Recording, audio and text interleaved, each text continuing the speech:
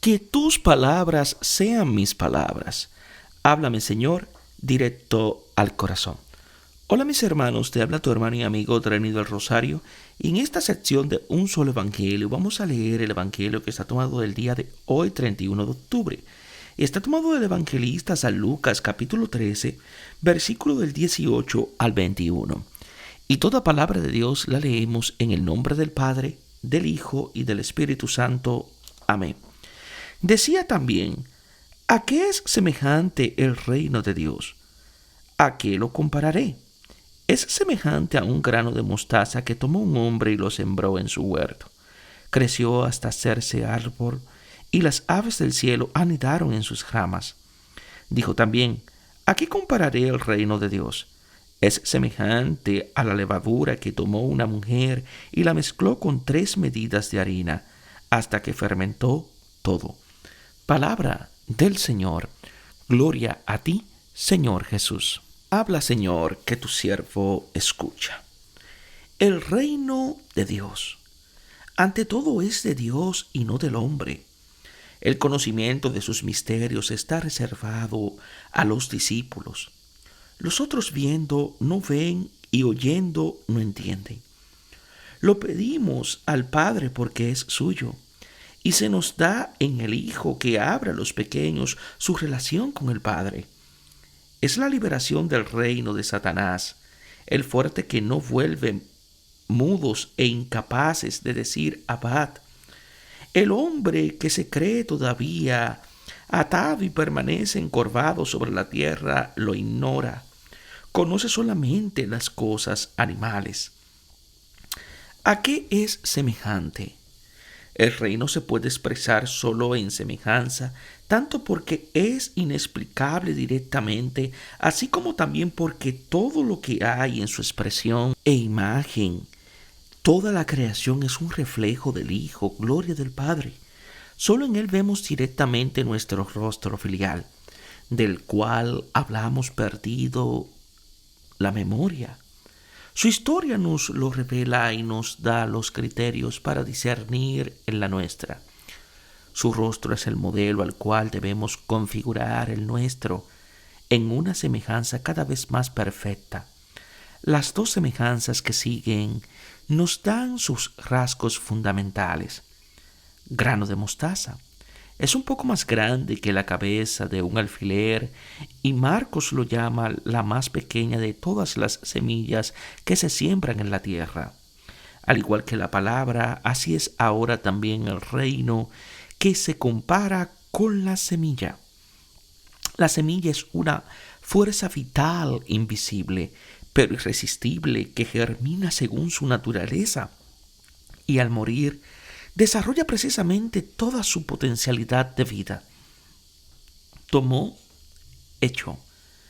La historia del reino de la semilla es la misma de Jesús, el más pequeño entre todos, entregado en las manos de los hombres, fue tomado y echado fuera de los muros, en su jardín.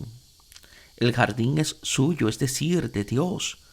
En el Nuevo Testamento esta palabra está reservada exclusivamente al lugar de la agonía y de la sepultura donde el grano fue colocado bajo tierra. Será el lugar del encuentro de la esposa llorosa con el esposo glorioso. Desde cuando el pecado exilió al hombre del jardín, éste necesariamente ahora está fuera de la ciudad. Creció.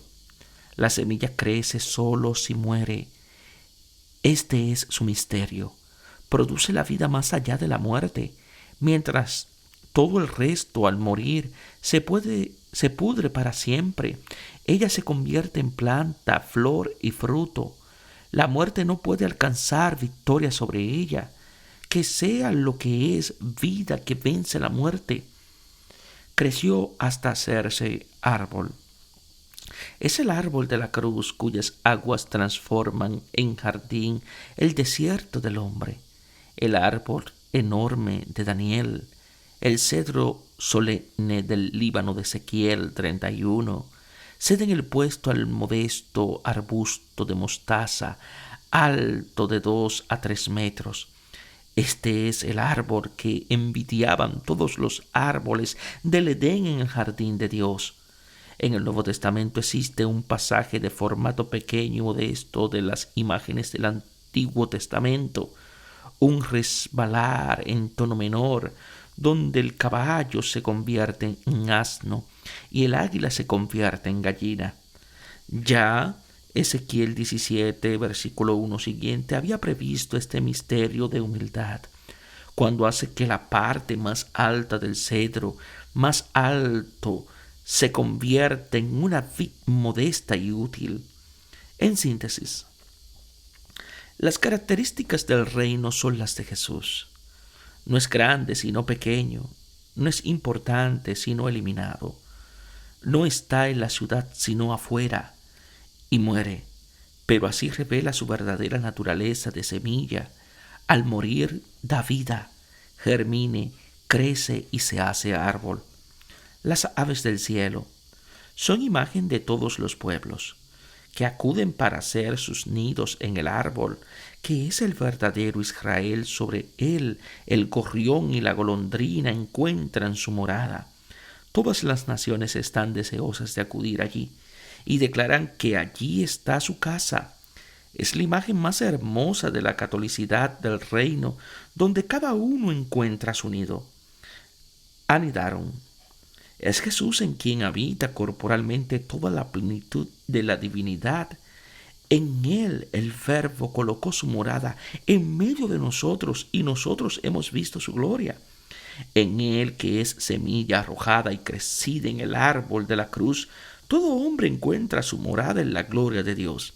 Encuentra el propio rostro filial que reverbera la luz del Padre.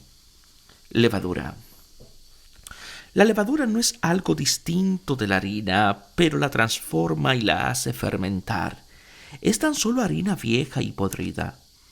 Es su única cualidad que le hace religiosamente impura.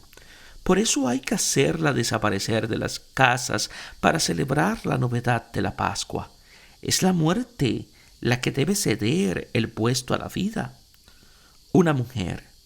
Allá un hombre y un jardín. Aquí una mujer y una casa. La acción de Dios abarca toda la realidad y todo ambiente humano. Tomó y metió. La semilla es tomada y echada en el jardín. La levadura es tomada y metida en la harina. La eficacia del reino no es eficacia mundana, sino continuación de la historia de aquel que fue rechazado y escondido en la gruta del jardín.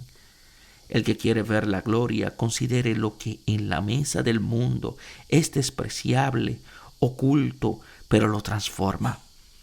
La levadura no solo está oculta, sino que también está dispersa y difundida. Solo de este modo obtiene la propia relevancia como levadura y hace fermentar. La ostentación y la compactación son características contrarias al reino. Arruinan la catolicidad y su misión en el mundo. Este exige la humildad y el ocultamiento del samaritano, el excluido que se pierde por todos los caminos, haciéndose solidario con la enfermedad de los hermanos. Esta levadura, que es la sabiduría del crucificado, se opone a la sabiduría mundana, que es la levadura de los fariseos. 3 medidas, casi medio quintal. Son las 3 medidas de harina que sirven para los 3 panes que sacían el hambre de un amigo que está de viaje en la noche. Son la vida para los 3 días de la historia humana, hoy, mañana y siempre. Fermentó toda.